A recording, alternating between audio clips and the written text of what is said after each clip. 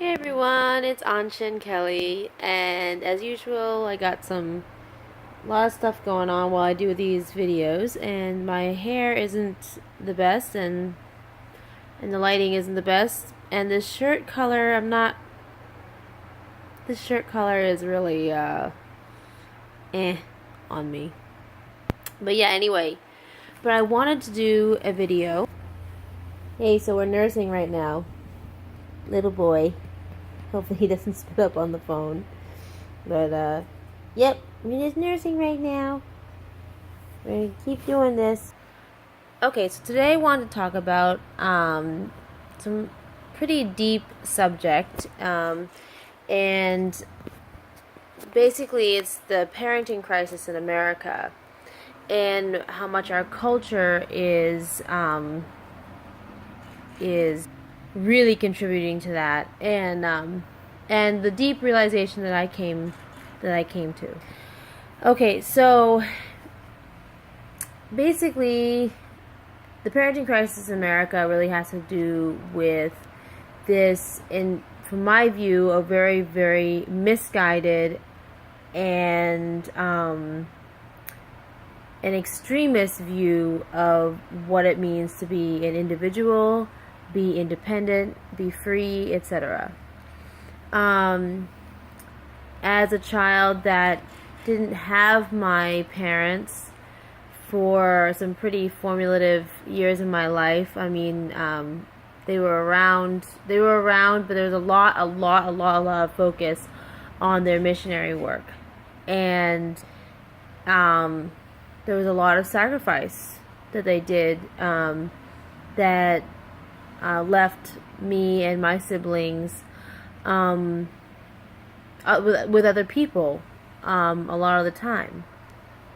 I grew up to have some pretty deep set abandonment wounds, issues, complexes, and a lot of things that came out of that left me very vulnerable to attack from the outside. I didn't feel protected by my family and my family unit. So yeah, I mean, daycare is extremely popular now. Basically, parents are working to pay for daycare. And there's this conversation that is like heavily avoided by parents. And of course, I'm a mom, so I'm around other moms, but avoided by moms because it's somehow in a sort of more like feminist, I put it in quotes because feminism has really, in my opinion, has really become weird and warped and as I've said before, it's not a formula for every woman. It's not a movement that works for every woman. But even so, even though for the women that it quote works for, it's really become sort of thrown off course. It really has to do with this misguided notion of what it means to be independent and free, etc. Yeah, so daycare, people are paying to basically work to pay for daycare. And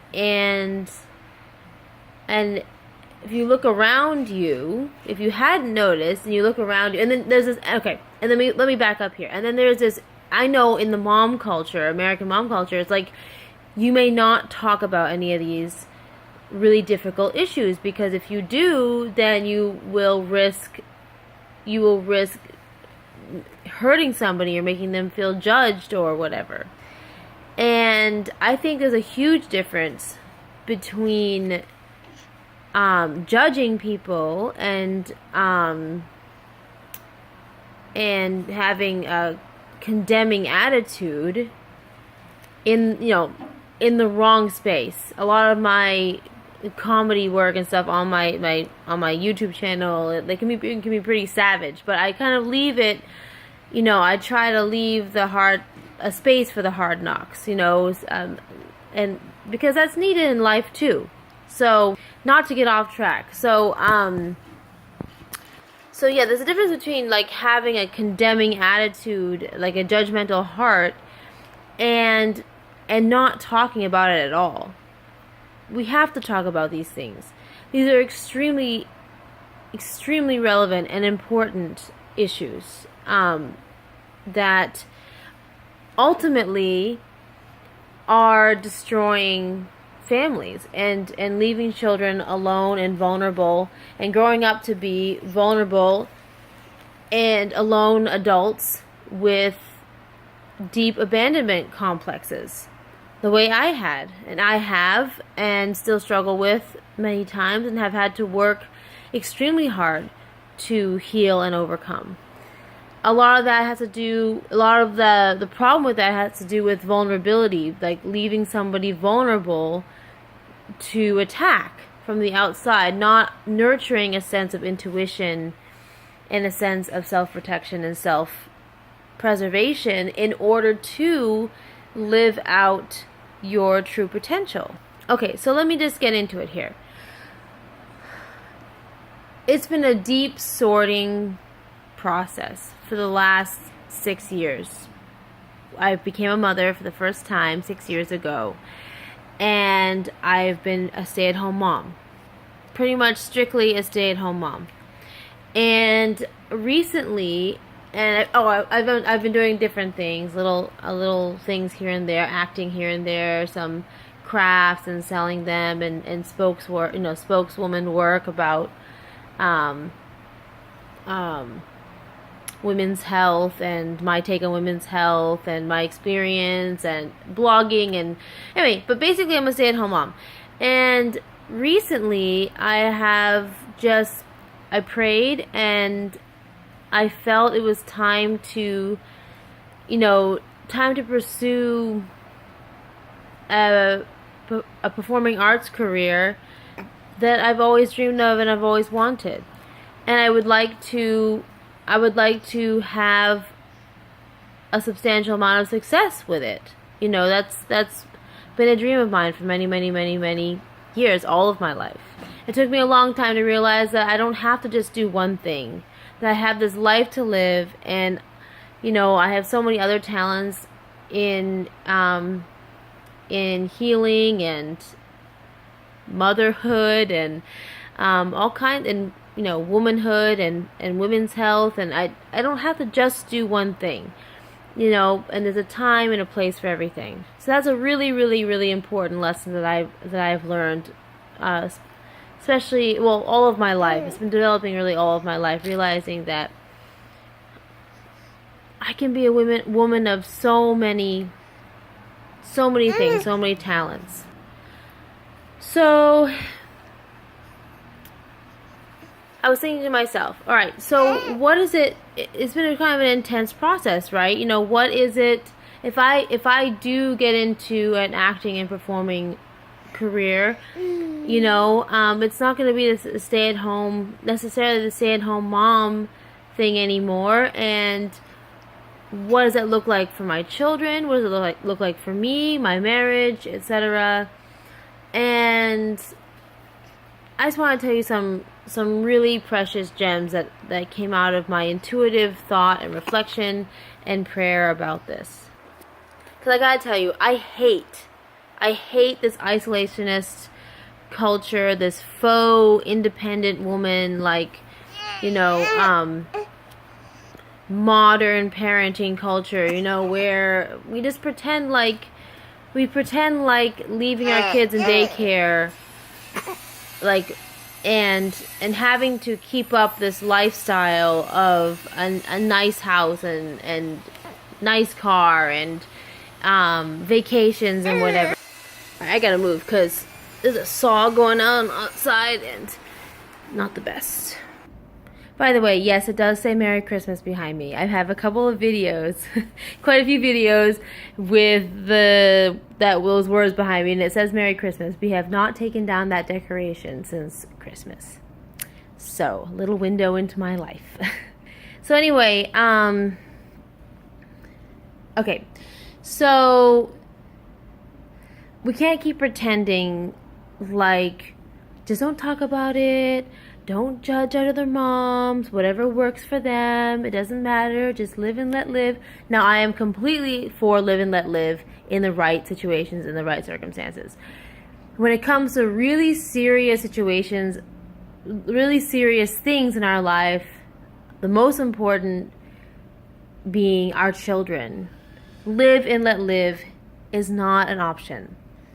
We need to talk about issues. We need to not be afraid to get upset with each other, not to be afraid for God forbid, God forbid our minds are open, or our lives are changed through other people's stories. And we can't keep pretending that there are not negative implications and really negative outcomes that come out of children being abandoned, children not having their parents around, and then if you want, I'm a doula and a childbirth and pregnancy specialist, and we cannot keep pretending that practices in modern birth are just a matter of choice and there are no negative implications to medicalize birth. So I'm not going to get hugely into that, but my point is, it's this sort of like modern mom culture. Don't talk about anything that might hurt my feelings. And moms, I'm not about that life, because as soon as you don't talk about these things, as soon as you're afraid to feel judged, feel guilty, work through that shame and guilt to the other side, and to become a better person, to grow, as soon as I personally stop doing that, then I'm stuck. Then I'm cut off. Then I'm part of this isolationist society, which I loathe so very much. This isolationist society that doesn't put family above all else. It puts business above all else. It puts money above all else. It puts the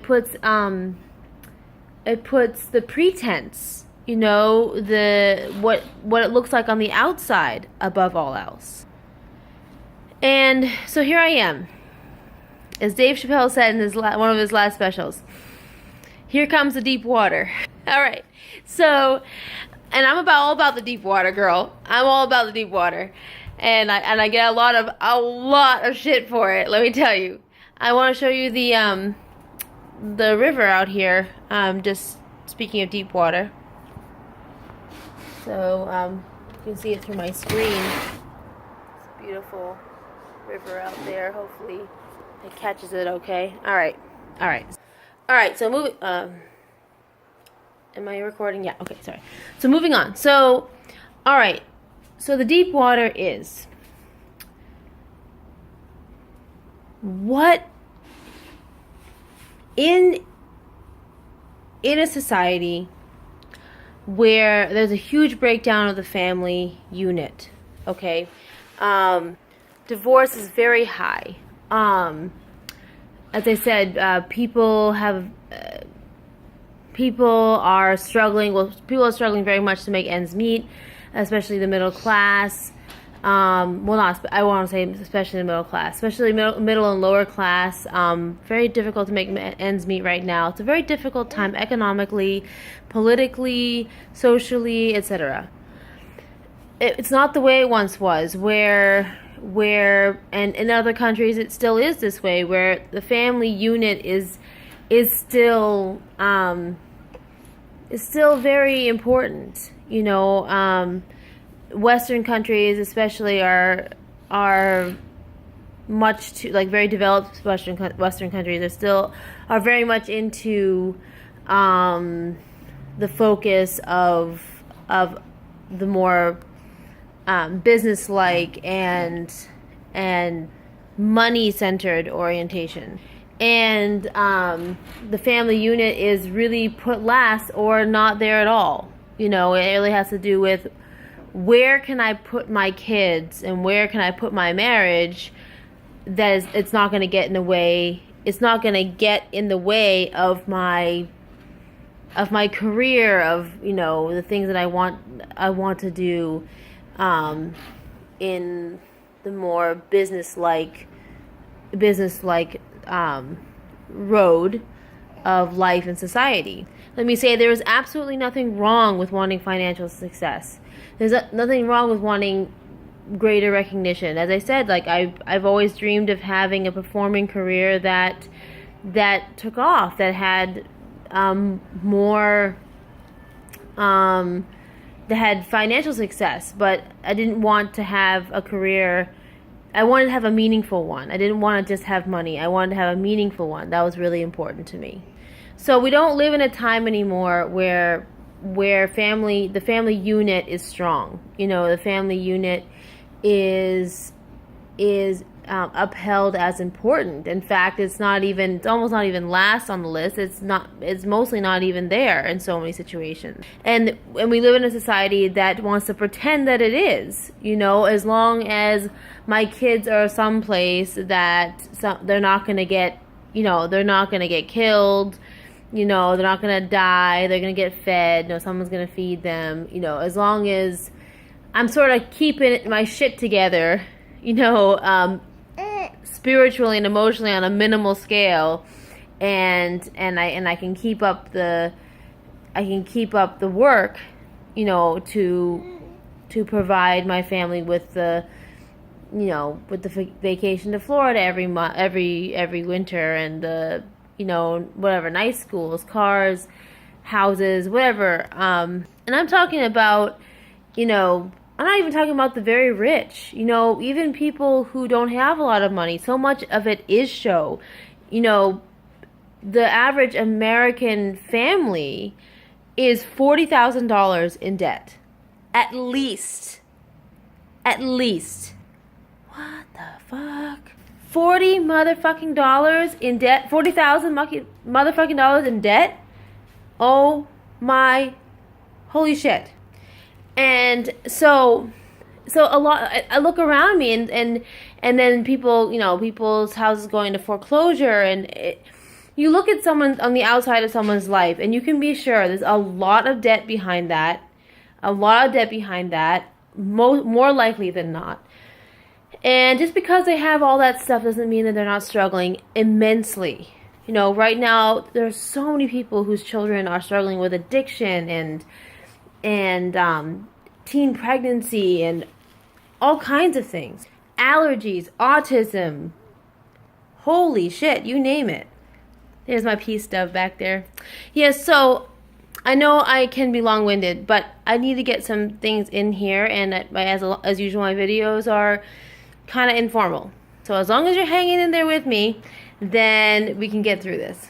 Alright, so as I said, recently I've been sort of deeply reflecting on, okay, in the next 10 years, if I want to create a performing career that is going to be successful on every level, spiritually, emotionally, physically, financially, what does that mean for my values as a mom in the family unit?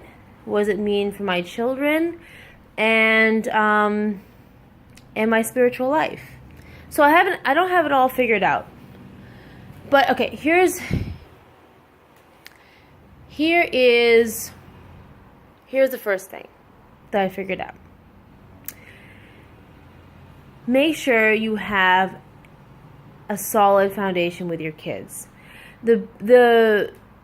And your marriage. Okay? And by a solid foundation I mean being humble enough to say, I'm sorry and I love you.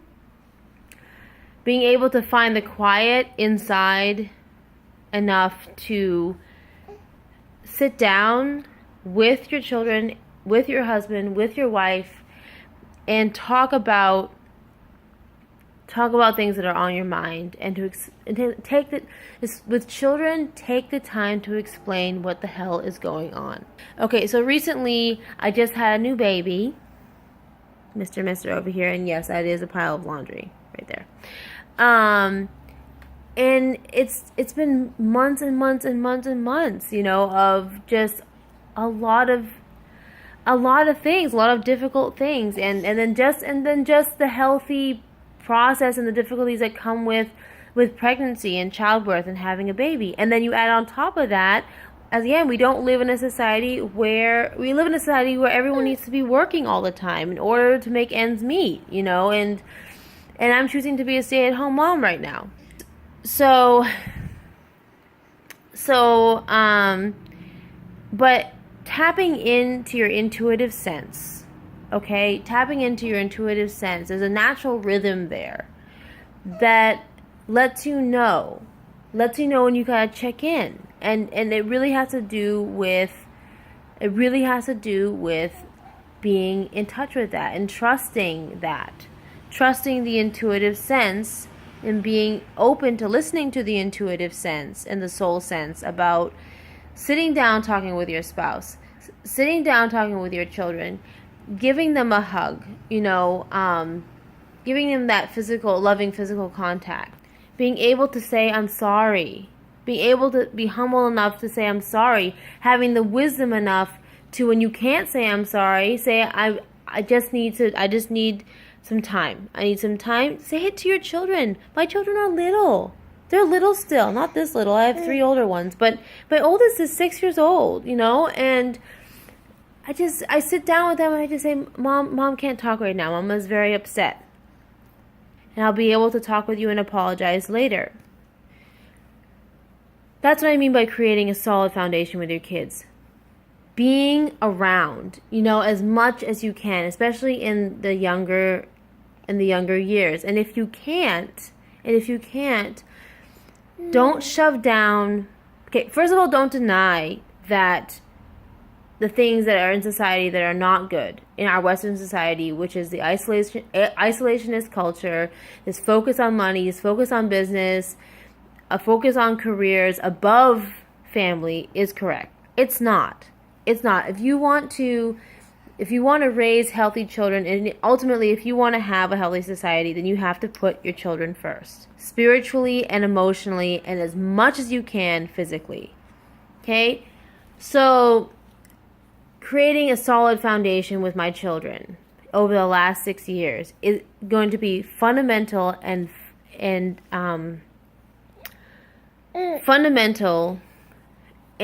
crucial in my next step in my life. Because who knows what will happen with this. Maybe I'll end up being the one who works and dad stays home. Maybe, and of course you don't get there immediately especially in the performing world, but auditions, different things, okay? I'm going to have to do things differently than I've been doing the last 6 years. But that solid foundation that I have with my children, they know I love them. They know that they come first. They come first spiritually and emotionally. And in the last 6 years, physically, they have come first. They know that when push comes to shove, they're the first ones. I will not sacrifice them for my career. I will not sacrifice them for what I want. They come first. They're the most important thing. And as I said, here's the deep water. I am not saying that, careers, desires, passions are not important. They are crucially important. But if you decide to have children, then they come first. They come first. They have to come first. In the long run, your career and your other dreams and things will feel hollow, and you will have a lot of guilt and a lot of shame when you don't put the most precious human beings in your life first. Okay, so that solid foundation. And then, another gem that has come to mind is that it's this trust thing that I'm talking about. Trusting the soul, trusting in something greater than you. That is you, but it's greater than you. Love, universal love, the soul, the intuition, God. I'm a very religious woman. I don't have a particular religion in the last 10 years, but I am a religious woman, and I deeply trust God and the universe and the earth to guide me and to show me the way and to grow my mind, open my mind.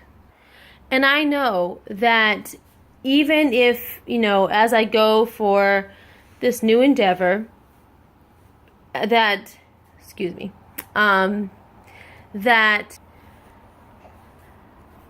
sorry about that. I got a pretty wiggly baby in my arms. Okay. That, the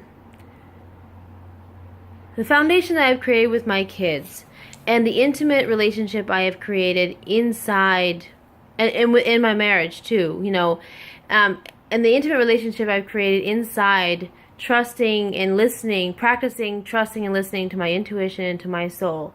I know that whatever comes my way, wherever my career takes me, that because soulfully and consciously I put my family first, that I'm not going to do anything that it's going to fundamentally fuck things up. I know that I've created a solid foundation there, and I just want to say, like, one time I read in a magazine that Jennifer Garner, like, she said that my children want to spend time with me, more time with me, but basically they need to know that my career is also important, and that's valid. And I gotta say, I really didn't like that at all. You know, basically what you're saying is that if your children are expressing that they want more time with you, that the only answer there is that, well, my career is important too, it's just as important as you, and you basically need to just deal with it. That's valid too. That's mixing up. That's very, very mixed messages there. Like, you know, your children and your career are not on the same level of importance. They're both important. They're not on the same level of importance. If your children are coming to you and needing more time with you, then the answer to them isn't, mommy's career is important to her and you just need to deal with that, you know, and basically you guys are on the same level of importance as my career, and that's valid. That's not the right answer. That's not the right answer. I'm sorry. I'm getting ready for, you know, being humbled. You know, if my children express to me that they want more time with me, okay, and say my career takes me in a place where I'm not spending as much time with them as I used to, especially when I was a stay-at-home mom. I'm sure my intuition and my soul will have much more to say at that point. But I know that they come first, no matter what. And I will sit down with them, and I will talk to them, and I'll say, so this is what's going on right now. This is what, mommy is doing right now.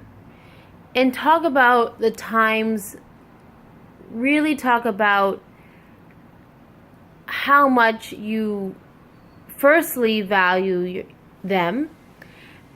And a lot of times I realize sometimes they just need a little bit of a laying out here of the land. So like not in details they can't understand, but talk to them about the times when you are going to be hanging out with them, okay? And that you are working on time, you know, you are working on periods of time where you will be hanging out with them, and that they are the inspiration, you know, they are the inspiration for your life's work outside the home. And that I often tell my children, you are my dream come true. You're my first and most central dream come true. And mommy is pursuing other dreams, and I want you to pursue other dreams, besides family when you grow up. But because of my example and the way that I talk to my children, I want them to be people that put their family first, and that use communication as a powerful tool when perhaps, you know, careers change, and that there's a lot of time being put towards careers and whatever, that you talk about and you lay out the land and you let them know that this is not just, it's not just sporadic, and there's not, you know, that there's meaning to the madness. That, you know, a lot of times they'll say, okay, so here are the times here are the times we'll be spending together. Even now, I'm a stay-at-home mom now, but there are things that they want to do that sometimes I'm too tired to do. Especially right now, as I said, I just had a baby, and it's been tough trying to get out and trying to do things, and the things we used to do. And I just sit down and I talk to them, and I say, life is always changing, and I promise we will get to. It won't always be like this, and we will get to do the things that you want to do. And guess what? We always get to them. We always get to them. Me staying in touch with my intuition, with the soul rhythm, the internal rhythm, and trusting my gut on things. Things always get done. Things always open up. It's that trust in the universe, that trust in God. You don't want to call it God, call it something else, but that trust in a higher power that is you. That is you, but is so much greater than you. The biggest thing is communication. Communicate with your kids. So I already do, as I said before, but things might change in the future as I get more involved in, like, at first in the local theatrical community, and perhaps try to reach out to agencies or whatever and just see what's up. Start the process or whatever. Things will change, but to keep that line of communication open, to let your children know in your heart and in your actions that they come first. It doesn't mean that sometimes they're going to have to take turns. They're going to have to take turns with something else, maybe in mommy's career or daddy's career. Daddy's at work a lot, and he has a very thriving, successful career.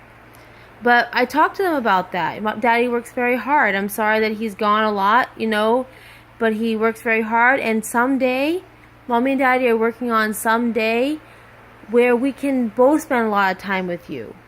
That we can, that things won't always be this way. Dream together with me. You're the most important thing to me. Dream together with me. And as I said before, being soulfully connected internally is number one and the most important thing. Because if you're soulfully connected internally, then no matter how busy your career is, no matter how crazy more outside activities are, aside from your family, your soul will never let you abandon your kids. Your soul will always make time, make space, make time to centralize your children, centralize your family. And so this is what that's about. It's about being intuitively connected, and to not be afraid to go into deep water, not be afraid to talk about the challenging things, not be afraid to feel shame and guilt and having to process them and work through them, and realize that shame and guilt are not helpful. They're not helpful, and they ultimately don't add to your life.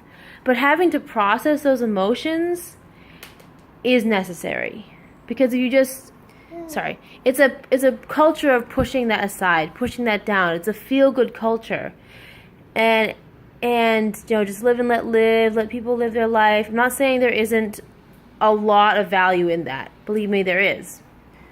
But we're using it to the extreme. We're using it to the point. Sorry, I don't want that sun to shine there. We're using it to the extreme. We're using it to the point where we don't allow any of these important issues to be talked about, because we don't want to have to process these difficult emotions.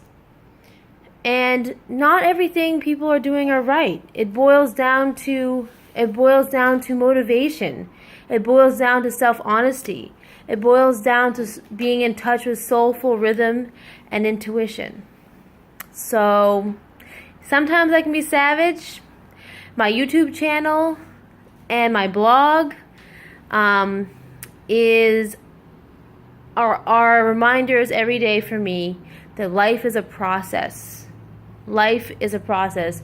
To not demand perfection from myself, because God and the universe don't demand perfection from me. But what I should demand from myself, and what the universe and God demand from me, is self-honesty and conscientiousness and striving for a deep, soulful character. So, thanks for watching again, and I'll keep you guys in touch about what's going on, with my new endeavors. Have a good day. God bless.